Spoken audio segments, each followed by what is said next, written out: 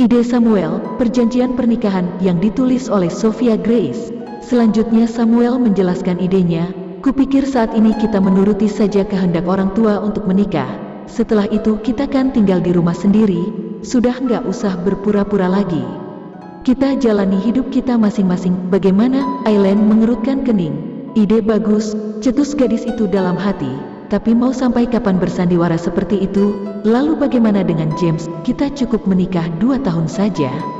Setelah itu bercerai, lanjut Samuel seperti memahami kerisauan hati lawan bicaranya. Akan lebih baik kalau pernikahan kita dikaruniai seorang anak. Hah, sergah si gadis terperanjat. 2 tahun itu waktu yang gak sebentar, Sam. Terus gimana cara kita punya anak? Ya kamu pura-pura hamil, terus kita adopsi anak. Jawab sang pemuda enteng. Gila, gak mungkin. Kenapa gak kamu pakai aja bantal untuk membuat perutmu kelihatan besar seperti orang hamil? Beres kan? Kalau mamaku mau menyentuh perutku gimana? Tanya Aileen panik. Samuel memandanginya sambil tersenyum. Kalian kaum wanita biasanya kan pintar berstrategi. Kamu orang yang paling mengenal karakter mamamu, pasti bisa menemukan cara agar dia tak sampai menyentuh perutmu. Apalagi waktu itu kalian kan sudah tidak tinggal seatap. Si gadis menggigit bibirnya, perasaannya kalut sekali. Masa dia sampai hati membohongi ibunya sendiri? Tapi, mama juga tega memintaku menjalani perjodohan yang tak kuinginkan ini. Batinnya membela diri. Aileen berusaha menguatkan hatinya.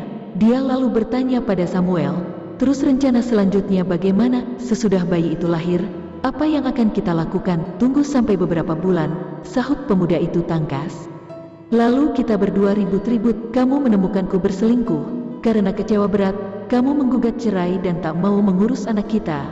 Akhirnya perkawinan berakhir dan hak asuh anak jatuh ke tanganku. Selesai. Si gadis terbelalak tak percaya. Anak itu akan tetap kau asuh? Tanyanya meminta penjelasan. Samuel mengangguk mantap. Betul, jadi orang tuaku takkan memaksaku untuk menikah lagi. Yang penting keluarga Manasseh sudah mempunyai penerus. Bagus bukan rencanaku? Berakhir happy ending bagi kita berdua. Kau hidup bebas melajang lagi.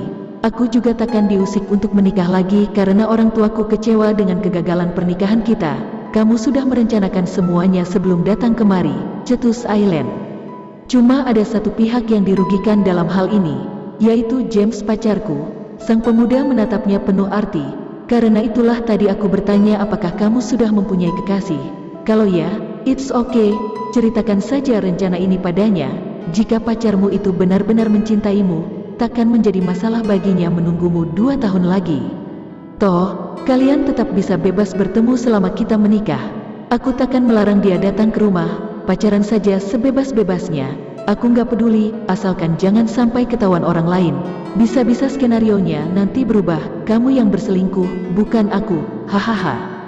Aileen terdiam selama beberapa saat. Dia sedang memikirkan baik buruknya rencana Samuel bagi masa depannya. Gadis itu meringis. Setelah menikah dengan Samuel, dirinya mungkin akan lebih bebas berpacaran dengan James. Tidak ada jam pulang seperti yang selama ini berlaku di rumahnya. Tapi dia dan kekasihnya itu harus berhati-hati mencari tempat yang aman untuk memadu kasih. Nggak bisa bebas pergi ke tempat umum lagi seperti sebelumnya dong, kilah gadis itu dalam hati. Bergandengan tangan, berangkulan, makan di piring yang sama. Semuanya itu harus dilakukan sembunyi-sembunyi. Aduh, James mau nggak ya diajak backstreet kayak ABG? Pikir Aileen cemas. Mikirin apa sih? Kok lama banget? Tanya tamunya ingin tahu. Lucu juga cewek ini kalau lagi gundah, pikirnya geli. Dipandanginya Aileen dengan sungguh-sungguh. Pilihan papa sebenarnya bagus juga. Batinnya memuji gadis itu. Cewek ini cantik, penampilannya juga tak mengecewakan. Tubuhnya tinggi langsing, penampilannya pun modis meski berada di rumah.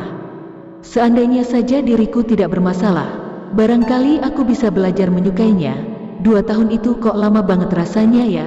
Cetus gadis itu membuyarkan lamunan Samuel. Pemuda itu sampai tergagap menanggapi komentarnya. Lah, lama maksudmu? Itu sudah waktu tersingkat yang sanggup kupikirkan untuk perkawinan kita. Kalau diperpendek, takutnya malah ketahuan. Bisa berabe nanti. Aku mesti mendiskusikannya dulu dengan pacarku. Belum tentu dia setuju, kata Aileen bersikeras. Silakan saja, barangkali dia bisa mengusulkan ide yang lebih baik. Tapi seperti yang tadi ku bilang, kalau dia sungguh-sungguh mencintaimu, waktu 2 tahun menunggumu itu tak ada artinya. Apalagi hanya sekadar formalitas saja. kalian tetap berpacaran seperti biasa, asal jangan menyolok di depan umum. Aileen menggigit bibirnya. Dia lalu mengungkapkan kekhawatirannya. Walaupun begitu, statusku sudah berubah menjadi istri orang Sam. Kalau kita bercerai nanti, aku akan menjadi janda. Kamu tahu kan, bagaimana pandangan orang sini terhadap janda? Aku khawatir keluarga James tak bersedia menerimaku lagi karena status itu. Itu adalah tugas pacarmu untuk menjelaskan pada keluarganya, membuat mereka mengerti bahwa kamulah satu-satunya wanita yang dicintainya.